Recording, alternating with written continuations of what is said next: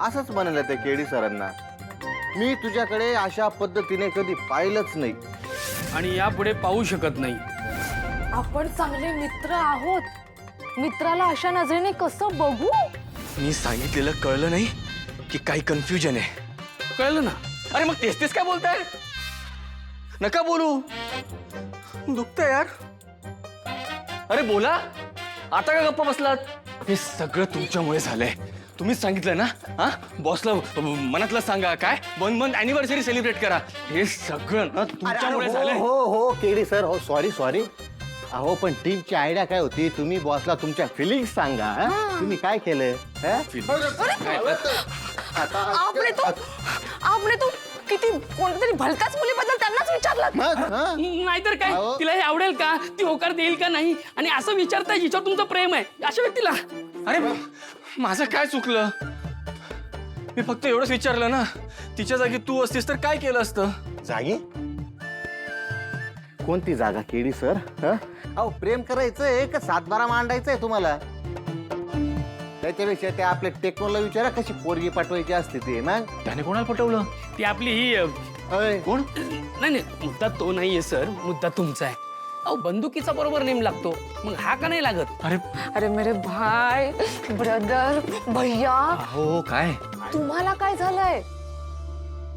मला ना आता तुमचं टेन्शन यायला लागलंय. मिशन गृहप्रवेश पूर्ण होईल, पण तुमचं प्रेमाचं मिशन कधी पूर्ण होणार? ठीक आहे, ते झालं. आता पुढे काय करू ते सांगा. अरे पुढे काय करू म्हणजे काय केडी सर? पोलीस तुम्ही? अहो डायरेक्ट सर असं बॉस कडून बोलून घ्या ना. मग वा कमांडर, काय सोल्युशन दिलंय?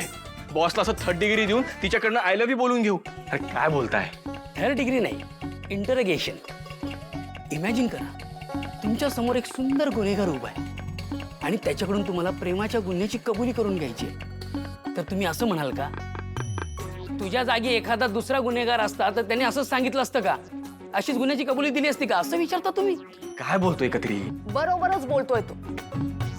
तुम्ही आत्ताच्या आत्ता जा आणि बॉसला सांगा, माझं तुमच्यावरती प्रेम आहे, हो की नाही सांगा. अरे असं डायरेक्ट कसं जाऊन बोलू? आवाज सगळेच बोलता असे, फक्त तुम्ही सोडून.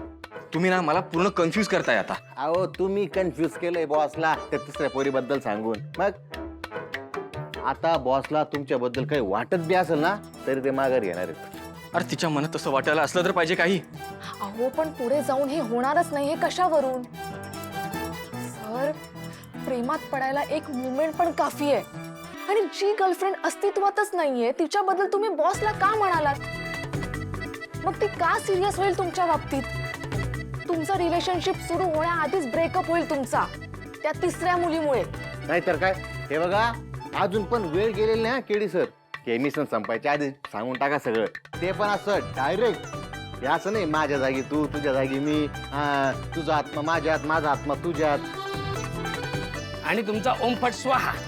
बस करा रे, सांत्वन करताय की खच्चीकरण करताय?